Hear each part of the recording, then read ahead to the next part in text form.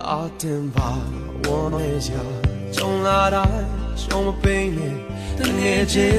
面，有么变些些话。လူဘဝဆိုတာရှစ်တန်တုံးမကြမကြအခက်ခဲများနဲ့တွေ့မယ်ယုံကြည်လိုက်မင်းနှလုံးသားတတိရှိနိုင်မှာပြန်ဆုံးမဲနေရမြ